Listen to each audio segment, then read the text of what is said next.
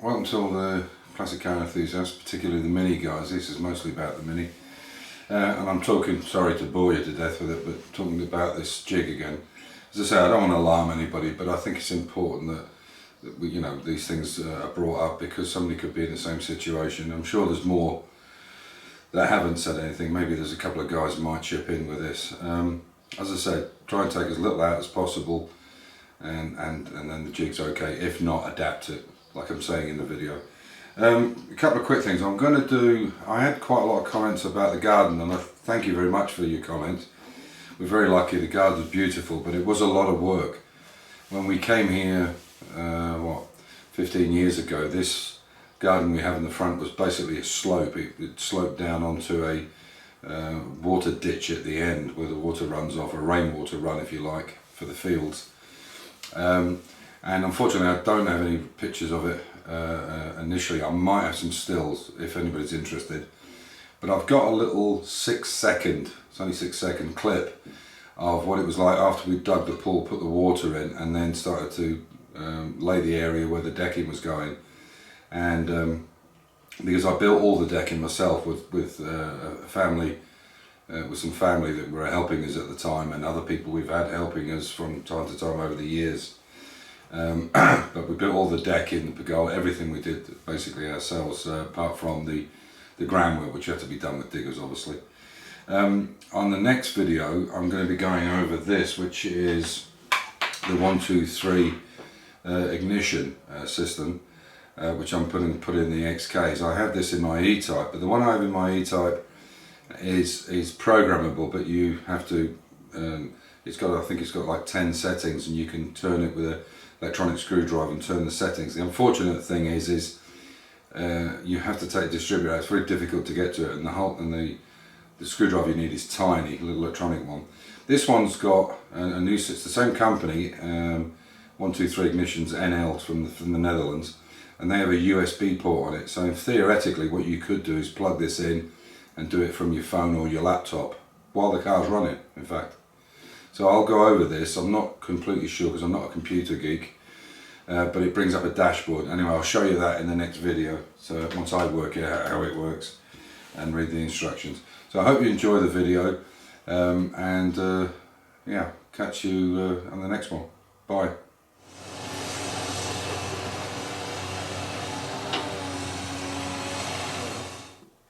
To carry on with this, I'll go over this jig situation again. I've got some really good comments from some of the viewers, and again, like I say, I don't want to scaremonger. I just want to make sure people realise there are some problems that are easy to overcome. They're not a major deal, and the use of a jig to me is paramount. I think if you're going to do a restoration on a shell, using a jig is to me is absolutely the way to go, for a number of reasons. One is you can weld the correct way up. You're going to get a better cut, you're going to get a better weld.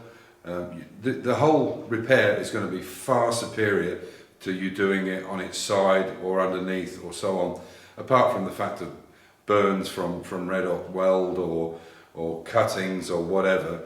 To use a jig for a full body restoration is definitely the way to go, regardless of how much you have to take out. But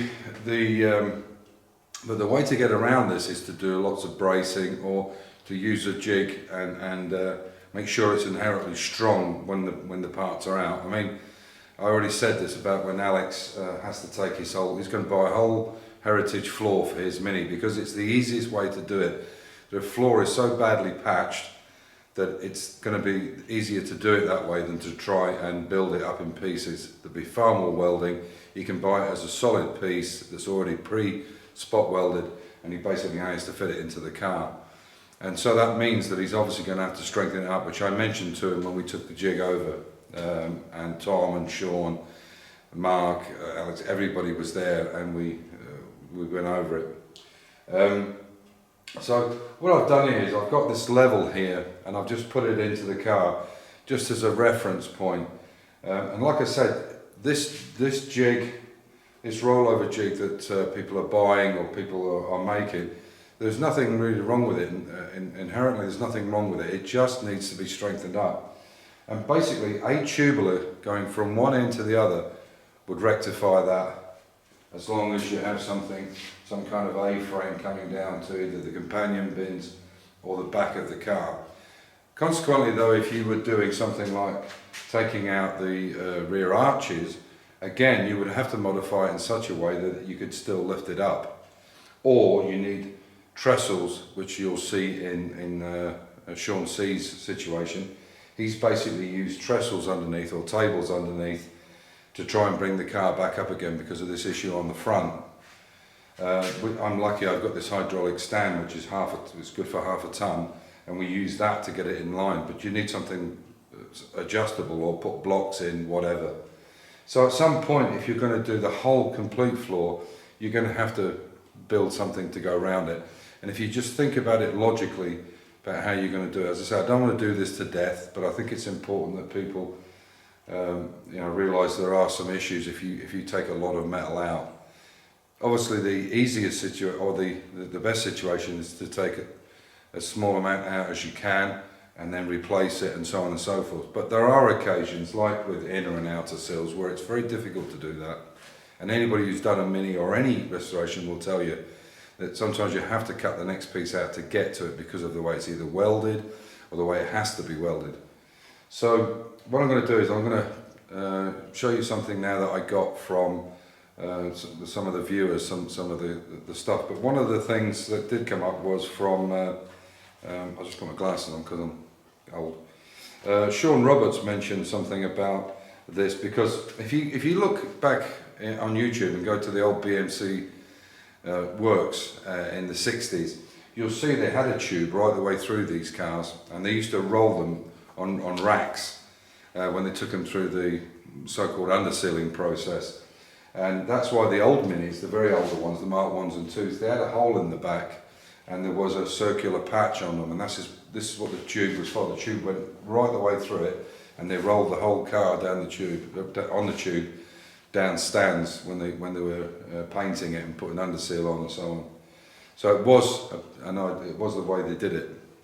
And that was from Sean Roberts, thanks for that. Graham from Team Stockdale wrote a comment about if he does another project, another Mini, he's thinking about, rather than use the jig, maybe just roll the car onto tyres. Well, the two issues with that is one, which I've said to him already, is one, you can damage the panels very easily. It's only 22 gauge, very thin, and you will not get full access to the car properly, and it's quite dangerous having it on its side. There is a thing called a car turner, which is like two rolled steel on either side, but you have to attach them to the hubs. Most of them you have to attach to the hubs. You could adjust it, I suppose, and then you can roll it on its side. That's probably a little bit better. But believe me, Graham, using a jig that rotates 360 degrees, or 360 degrees is the way to go. It's actually 359 degrees in a circle, because the next one's 0, but anyway, that's neither in there. It's nitpicking. But to better rotate it completely and stop it where you want, it will make a big difference to your cutting. The ability of your cutting and the finish you get will be far superior. The more awkward something is, the quicker you're going to try and skim over, and the quicker you're going to try and do it and not do a right job. The more comfortable you are, you know, if you're in a workshop where it's warm and it's nice and it's clean and tidy, as opposed to working on the ground. You know exactly what I mean. So I got another comment from B. Curtis, is his name.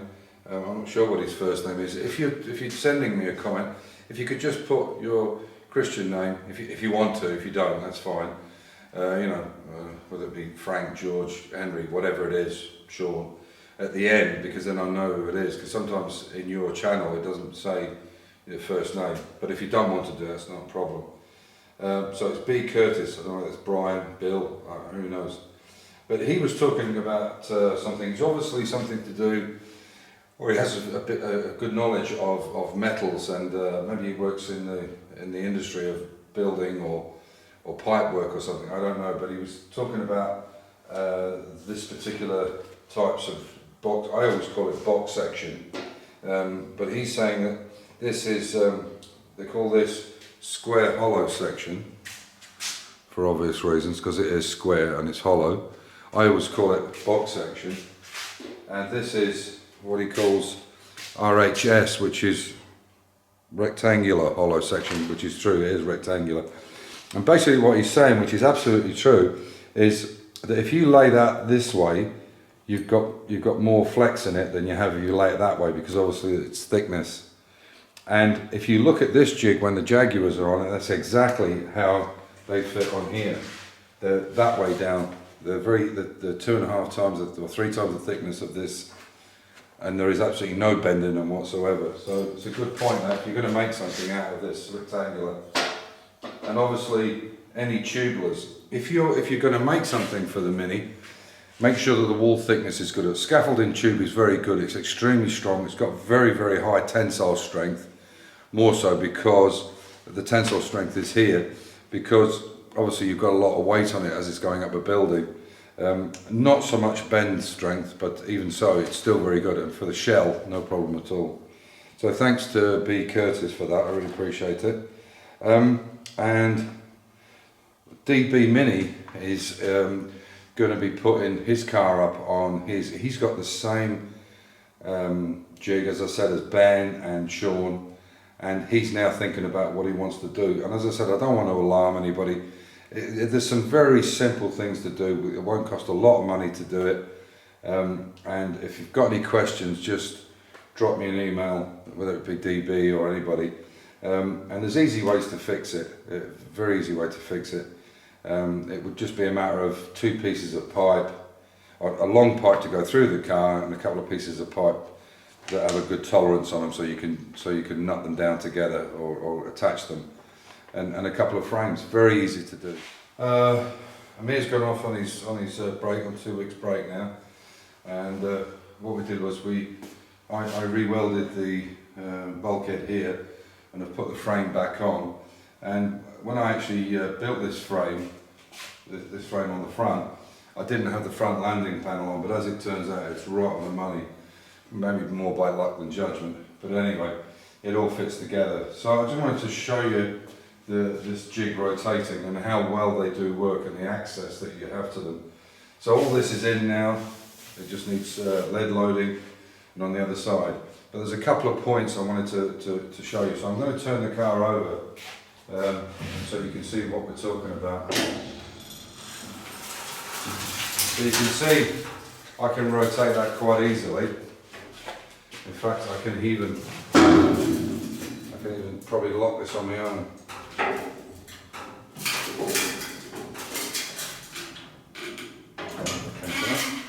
So, yeah.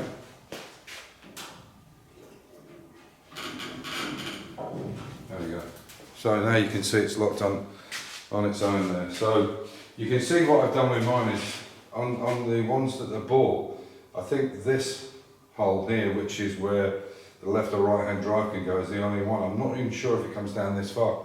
If it doesn't, maybe it's something you can think about. So there's still a lot of work to do. Got a lot of finishing off work here, and on the bottom we're going to lead load in this line that we put in, and just generally tidy it up. And then when this is completely finished, all this is going to be welded.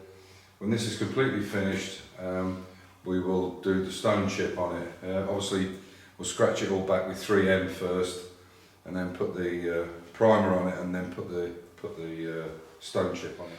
So you can see he's put the bottom splash panel into this scuttle here, and also you can see here, you see how that wing is totally in line. It's completely flush on the inside. What happens is, in fact, if you look here, is a perfect example. You can see that this is a different part from that, and you can see how high that return lip is there in comparison to that one. So if you try to line these two together, this would be out of whack. The way to put on any panel is to make sure that the inside is together like that, so it's completely flush, and the outside where the seam is, you can trim that afterwards on top there. You can trim this afterwards. So getting these lined up is not important, because you can trim them down. This is coming off anyway, as it turns out, because I have to open the arches for the 13-inch wheels. But what I'm saying is try and get them so that everything is as flat as possible. This I hope this light's not too much of an hindrance, but again, you can see here that they're completely flush right the way across. So that's the thing to go for, is the flushness, not the other way around. And you can see the same situation here. I don't know if that light's going to help or not. It's going to make it worse. If I hold it up, maybe it will. You can see there again how they're completely flush on the inside, but they're not on the outside. So don't worry about that. That lip is too thick anyway.